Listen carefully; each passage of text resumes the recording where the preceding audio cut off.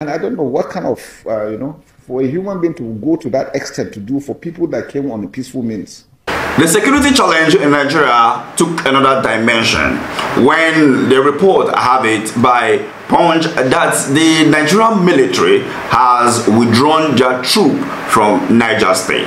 According to the news, the troops of the Nigerian army have dismantled their tents and withdraw from community in Niger State following the recent deadly ambush by terrorists leading to the killing of 6 military personnel.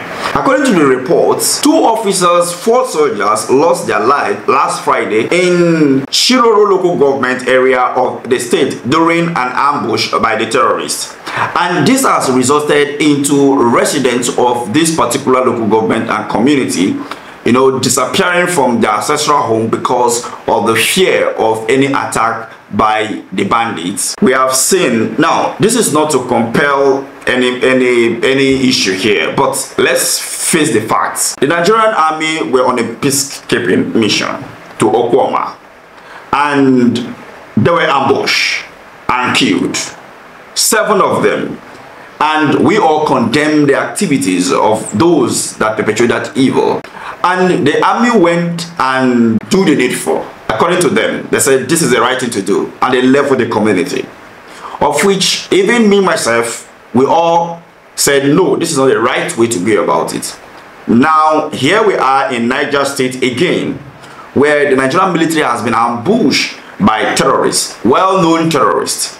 Now, how do we solve this consistent terrorism or terrorist activities in Nigeria? Most times, the Nigerian army hits these people and pull back a bit because sometimes those guys, you hardly find them. They hit and run. So the Nigerian military hits them sometime, relax, re-strategize, hit them again. Now, there was a time that His Excellency Mr. Peter said, if we are at war, we should know that we are at war and we should declare war against insecurity. One need to pave way. Withdrawing this military personnel or this army from Niger State, to me, is like an act of cowardice. Because why will you withdraw? Withdrawing means you have given them confidence that they are actually winning, which doesn't make any sense, except they are trying to do one thing that I have said in the past, that if I am the president of Nigeria, I would have withdrawn all my military from the northern region of the country, of which it will come with a hidden agenda that my full soldiers are leaving and I'm going to bombard this place using my air machineries. But then we don't know what the strategies are to end this insecurity in the northern part of the country.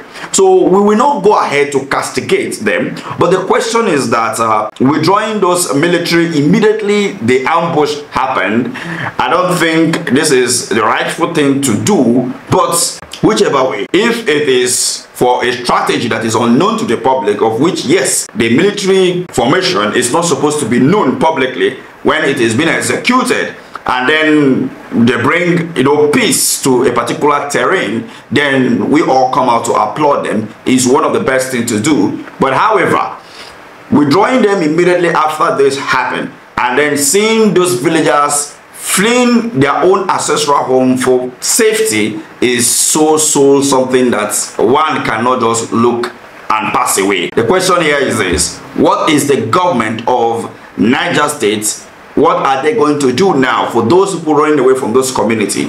Is there any provision? Is there an IDP camp? Is there somewhere they have prepared to keep those people?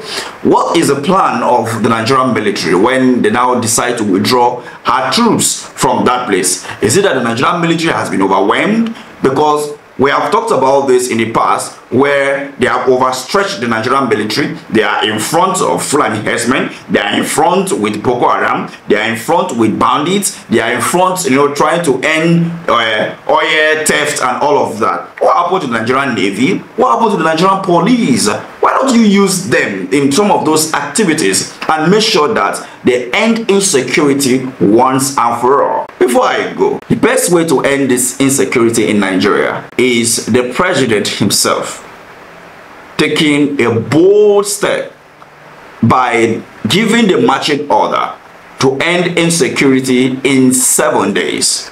And how is he going to do that? One, by instructing the Chief of Army Staff and all the chiefs, telling them that within 7 days, everyone that has been arrested, everyone that has been seen to be part of the terrorist activities financing them, should pass through prosecution processes or even be executed. And then you go into the front line immediately. You release weapon, you release everything to them to end this thing within 7 days.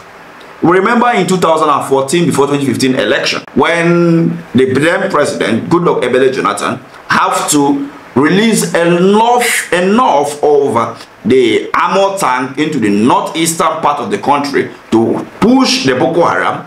For a war that he couldn't win in 6 years, he was able to secure peace in all the local government in the northeastern part of the country within 6 weeks. And elections were held in 774 local government across Nigeria. You see? So this is just about a political will and supporting the military 100%. If this is done, Nigeria will be the home that everyone wants to be. We all want Nigeria to grow. We all want Nigeria to succeed. And everything we say is just for Nigeria to have this high level of development that we always talk about. It is not to castigate who is in power, but it's to encourage and as well criticize them when they are not doing the right thing and push them to make sure that they do the right thing, so that we will all be able to celebrate at the end of the day. What do you think? Thank you for watching.